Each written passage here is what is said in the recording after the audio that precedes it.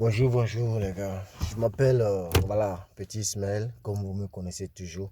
Là, ici à la police de Marchand maintenant, tu vois. Voilà, ça ici devant la police, mais c'est fermé, vous comprenez. C'est fermé. J'ai reçu une convocation avec le juge de paix, qui s'appelle quel juge de paix en fait? Alain Connoté, tout quoi là, voici ça. En fait, que je dois au moins, je sais pas.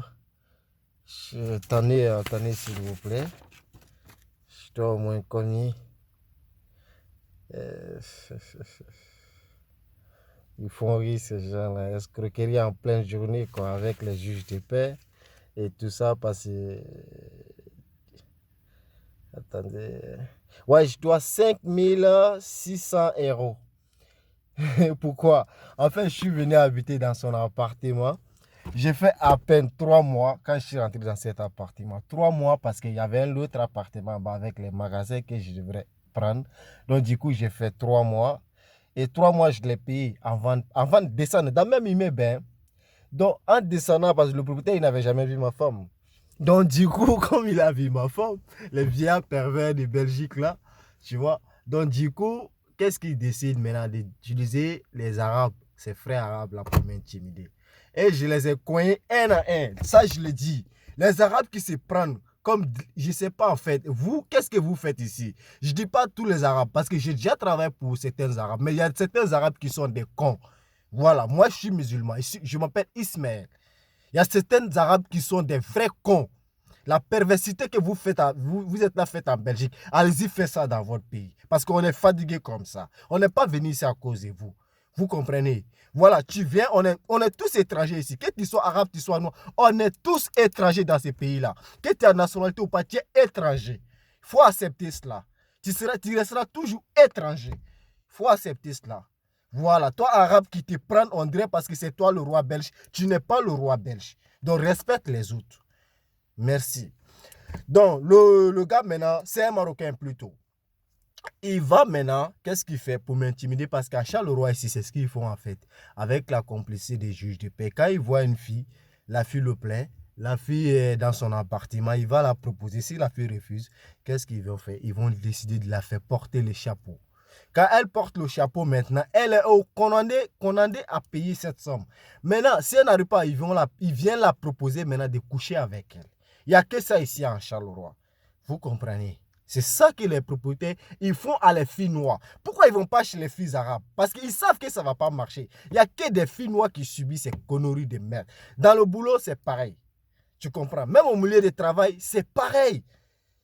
Une fille n'est qu'à sortir pour dire non. Les filles blanches qui sont en Belgique, c'est dites non. Tu comprends? Moi, je m'appelle Petit Ismaël. Tout le monde me connaît.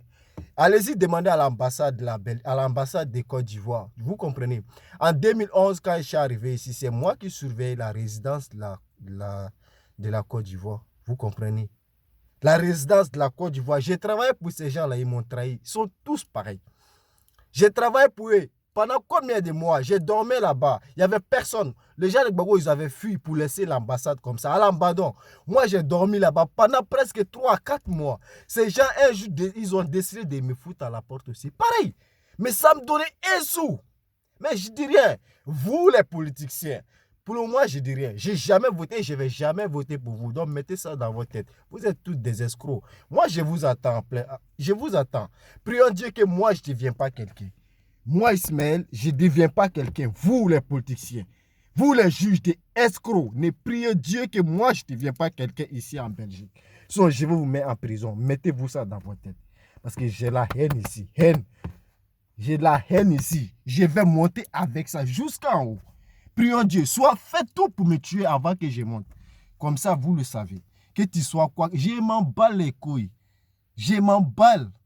Vous comprenez? Vous, les politiciens de l'école d'Ivoire, je parle de vous. Ceux qui sont ici, ceux qui sont à Abidjan, vous êtes pareil. Vous n'avez rien à foutre de la jeunesse. Quand c'est pour voter, vous avez besoin de la jeunesse. Mais nous, la jeunesse, on va vous enculer. Comme ça, vous mettez ça dans votre tête. On va vous enculer. On ne votera plus pour quelqu'un. Jamais de la vie. Moi, où je suis, je n'ai jamais voté pour quelqu'un. Ma main est libre.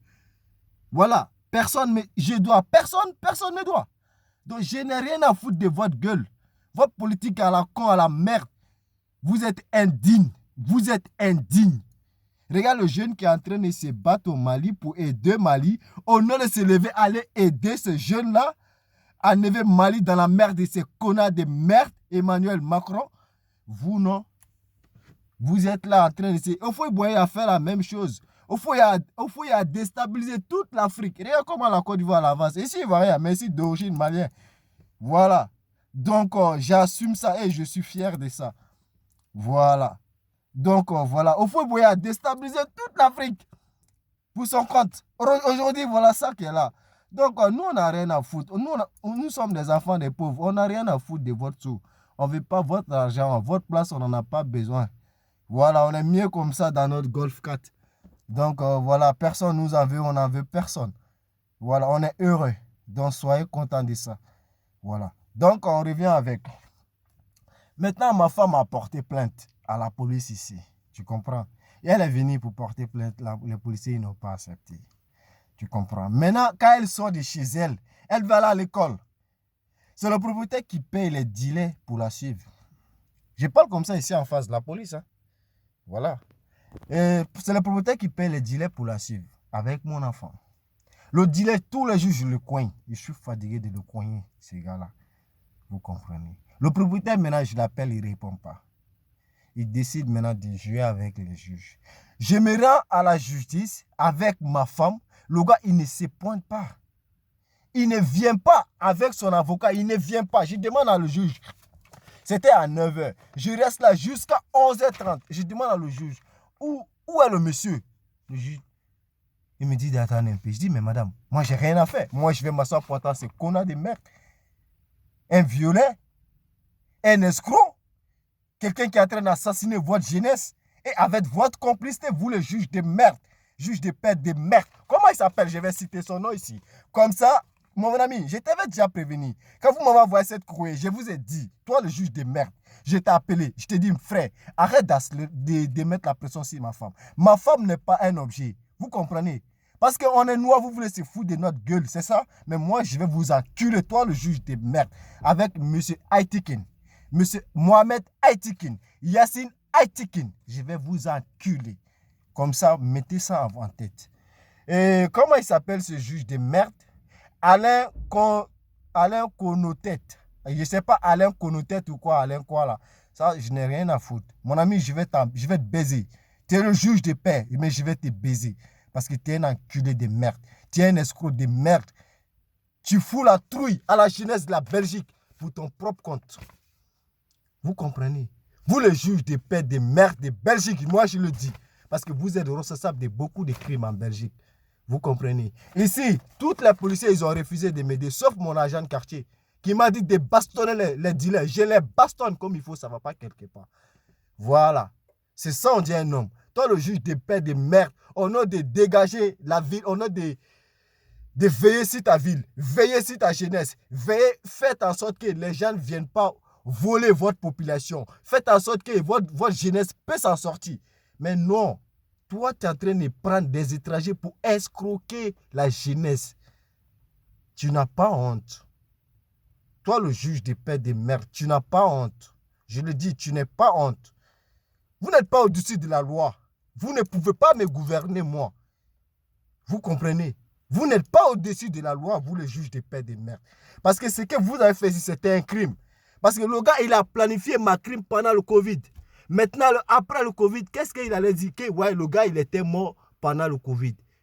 Mais vous êtes malade. Il est en train de parler en arabe pour dire à ses frères, ce gars-là, le temps qu'il quitte ici, on va l'assassiner. Vous êtes malade. Vous, le juge de paix de merde et marchaine. Je vous ai expliqué cela. Je suis parti au travail. Ils ont tenté de venir violer ma femme. Personne n'a réagi. Mais vous êtes comment ici en Belgique? Hey, Joe, je vais te dire, moi, ici, ivoirien, si d'origine ivoirien. Tu comprends? Les gens que vous escroquez en Belgique, moi, je ne fais pas partie dedans. Vous comprenez? Je n'ai jamais escroqué quelqu'un. Je ne fais pas partie dedans. Vous comprenez? Vous, le juge de paix de merde de Belgique. Au pire, en plus, je vais rentrer dans mon pays. Je vais aller porter plainte contre la Belgique. Toi, le policier qui a refusé la plainte de ma femme, tu vas ramasser. Toi, le juge de paix de merde, tu vas ramasser. Toi, le propriétaire de merde, tu vas ramasser. Merci beaucoup.